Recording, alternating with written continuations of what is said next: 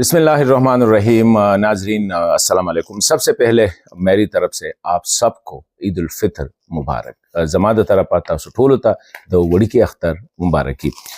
नाजरीन, रमज़ान का महीना गुजर गया, आखिरी रमज़ान था और आज ईद का पहला दिन है।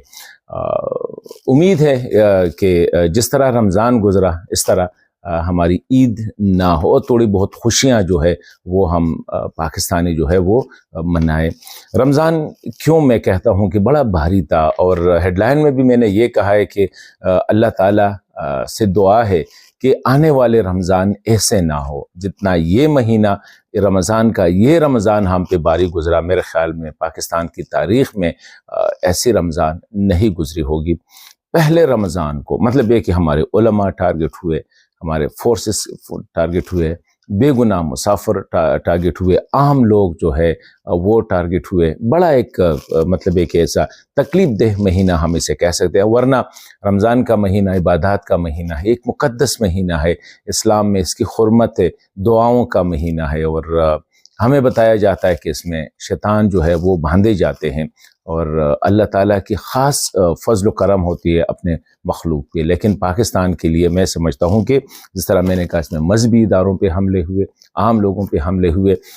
पहले रमज़ान को जब पाकिस्तान में पहला रोज़ा था तो हमने देखा कि एक ऐसे इदारे पे हमला हुआ, जामे हक्कानिया अकोड़ा खाटक पे, कि वो ये अकोड़ा खाटक जो है दीनी लिहाज से, मजहबी लिहाज से पूरे पाकिस्तान, अफ़गानिस्तान और मैं कहता हूँ कि बड़े सग़ीर पाक हिंद में इसका एक पहचान है दीन की तरवीज के हवाले से, दीनी तालीमात के हवाले से। तो उस पर हमला हुआ, एक बड़ा अंदोखनाक हमला हुआ, और ये हमारा आगाज़ था, पहला दिन था रमज़ान का, जिसमें हामिदुल हक साहब, मौलाना हामिदुल हक साहब जो मोहतमिम थे इस मदरसे के, वो शहीद हो गए। तो पहले दिन से जो आगाज़ था वो अच्छा नहीं था, और फिर आखिरी दिन भी हमने देखा कि मर्दान में दहशतगर्दों के ठिकानों पे जब फोर्सेस ने कार्रवाई करनी थी तो उसमें बेगुनाह ख़ानदान के तकरीबन 10 लोग जो है वो भी शहीद हो गए। तो ये आगाज़ और अंजाम, इसलिए मैं कहता हूँ कि ये महीना बड़ा भारी गुजरा।